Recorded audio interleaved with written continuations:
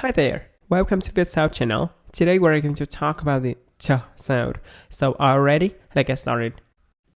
The ch sound can occur at the beginning of the word and can be spelled by the letter k, h, like in the word cha, or spelled by the letter t, r, like in the word cha, or it can occur at the end of the word, like in the word I. But I want to say that when the ch sound occurs at the end of the word, it's pronounced quite a bit different. I'm going to talk about the ch ending on the second part of this video. Now let's see how to pronounce the ch sound when it occurs at the beginning of the word. The tip of your tongue touches the gum ridge to stop the airflow, then pull the tongue back to release it. Your tongue must be relaxed. Stop the airflow with the tip of your tongue, then release it over the tongue with audible friction to make the airstream. Open your mouth slightly. Keep your lips relaxed. The last thing you have to remember about the ch sound, that it is a voiceless sound, so you don't have to vibrate your vocal cords. Now let's try to say the sound. Cha, cha, cha. Cha, cha. Now let's try to say some words with the ch sound. I'm gonna say the word first, then you'll have a few seconds to copy exactly how I pronounce the word. The first word is cha, cho, chú, chó, chở, chân, chín, chua, chùa, chiều, tre, chí, trêu, chưa, trên,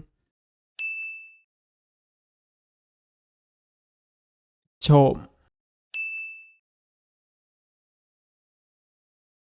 trong, trang, trăng, trứng,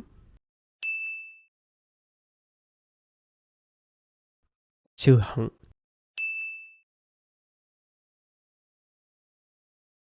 Now let's talk about the ch endings. To pronounce the ch ending, tense your tongue and put it a little bit forward. The body of the tongue touches the hard palate. The tip of your tongue touches or placed right behind the upper teeth. Now let's talk about the airstream. Stop the airflow with the tip of your tongue and don't release the airstream. Open your mouth slightly. Keep the lips relaxed. And the ch ending is a voiceless sound, so you don't have to vibrate your vocal cords. There is one thing I want to say about the ch ending, that the ch sound makes the vowels that is in front of them sound a little bit shorter. For example, here I have the word I.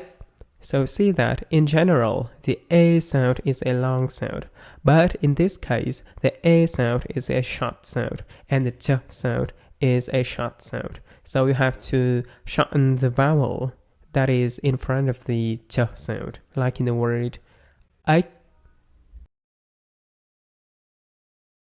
I.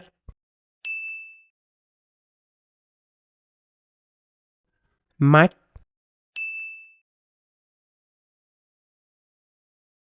tách,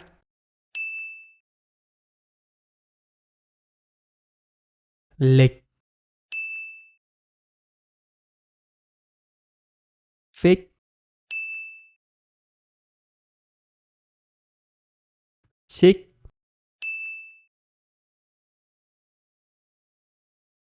lạch, thách,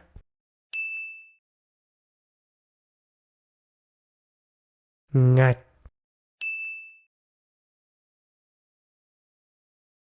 chuồn chuồn,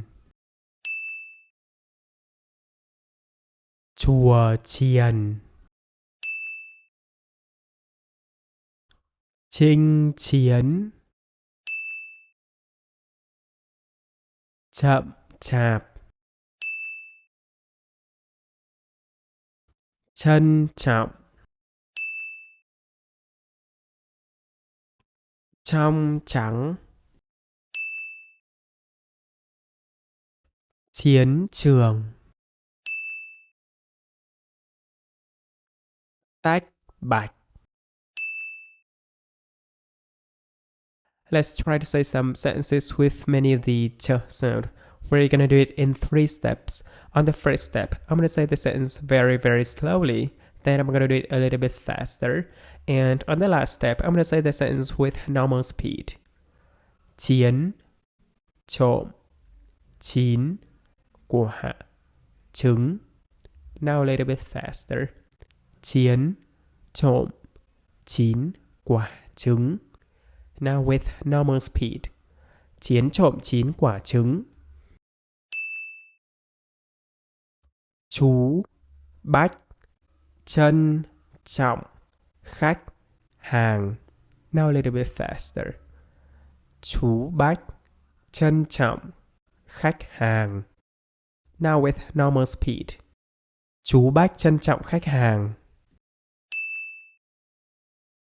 Okay, you've done very well. If you want to bring a smile into my face, you can support me by the link in the description.